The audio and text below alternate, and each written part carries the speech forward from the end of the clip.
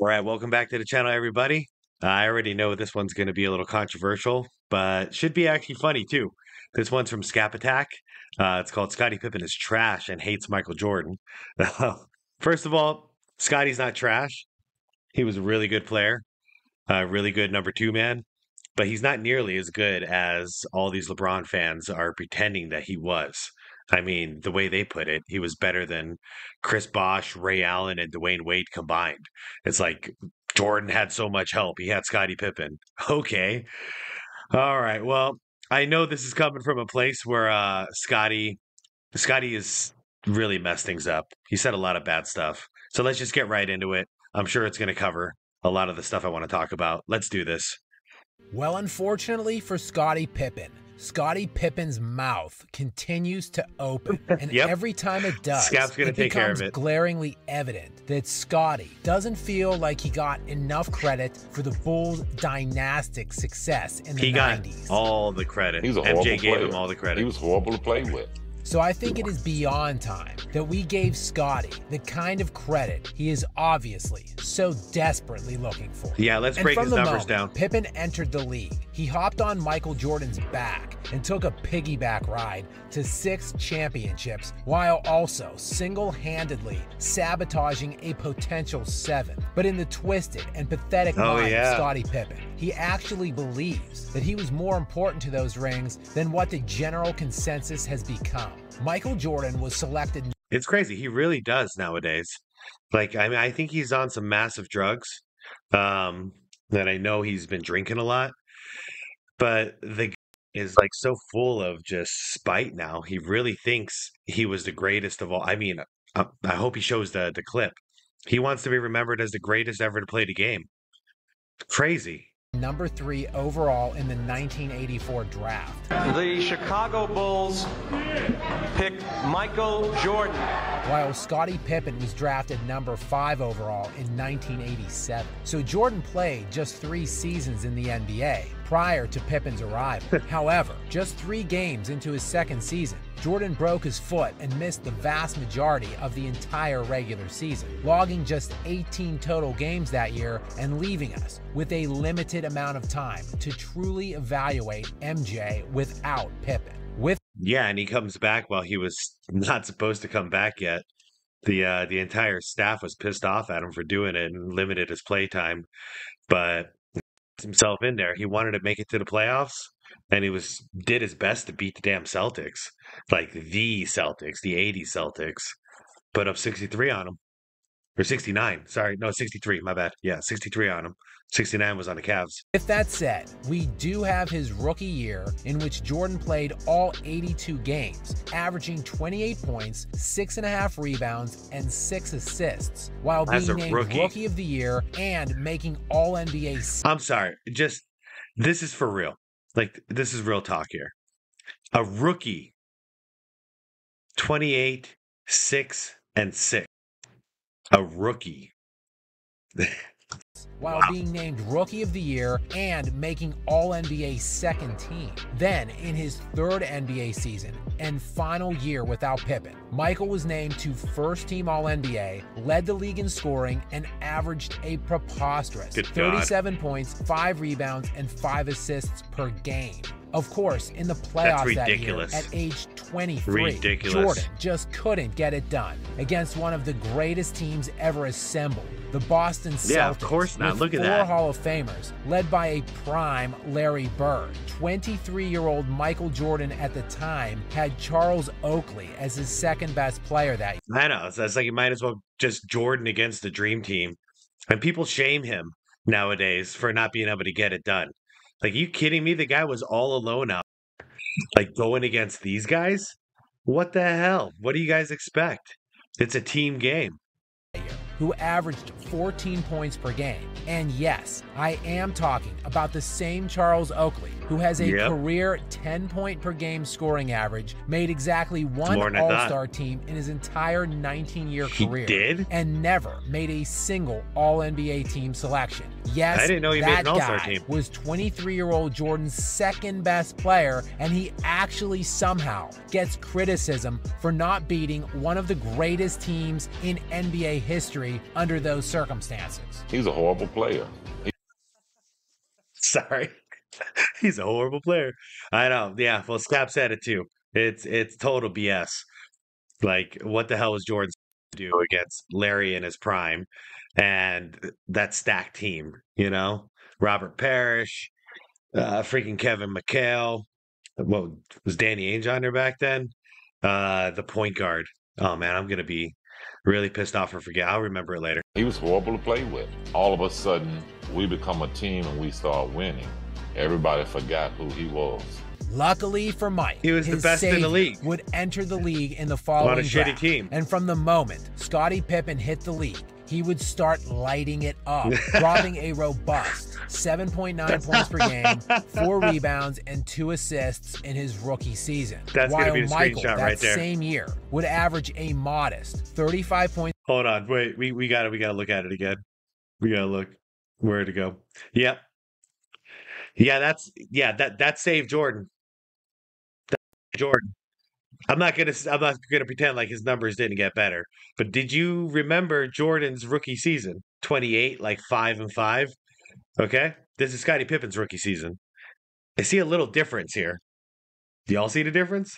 Rebounds and 2 assists in his rookie season, while Michael that same year would average a modest 35 points per game, 6 assists, and 5.5 rebounds per game, while adding 3.2 steals per game.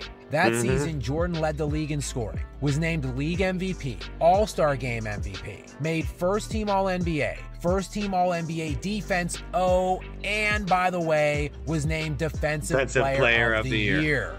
Thank God for Mike that he had Scottie. I mean, what didn't he do? He was the best player from top to bottom. Offense, defense, everything you can possibly do. Jordan was the best on the court. That's a GOAT. And people say LeBron is a better all-around player. I don't remember him winning Defensive Player of the Year. Do y'all? And leading the league in scoring? And steals? Pippen and his 8 points per game that year to carry him to all of those accolades. At least, though, in the conference semifinals loss that year against the bad boy Pistons, while Jordan was averaging 27, 9, and 5. Scottie was adding 9 points, 5 rebounds, and 2 assists in 32 minutes per game. The next 2 seasons, Jordan would again lead the league in scoring while being named first-team All-NBA and first-team All-NBA defense. And in his 3rd season, at the age of 24, Scottie Pippen made the jump to becoming an All-Star for the first time, averaging 16.5 points per game, 7 rebounds, and 5 assists. So Jordan finally had that one All-Star. But still, okay, he's getting better. Better numbers. You still going to pretend like Scottie was more help to Jordan than Dwayne Wade, Chris Bosh, and Ray freaking Allen? Come on. And 5 assists. So Jordan finally had that one All-Star, while all of the teams around him that were winning titles at that time in the NBA had multiple Hall of Famers and quite typically 3 perennial All-Stars. That's the guy. Jordan was really searching for one fringe All-Star player. And in the 1988-89 season, Pippen would finally provide him with that type of presence. The Bulls won 55 games that year behind Jordan and got all the way into the Eastern Conference Finals, where they would find a familiar foe waiting for them, the bad boy Detroit Pistons. Despite the Pistons having home court advantage in the series and being the favorites as the defending champions, Jordan took them to a 7th game, averaging 32 points, 7 rebounds, and 6 assists per game. In Game 7, pretty well-rounded to me. On the road, while Jordan would score 30 points, add 9 assists, and 8 rebounds, his savior, Scottie Pippen, the guy who just doesn't get enough credit, in 42 minutes of a Game 7,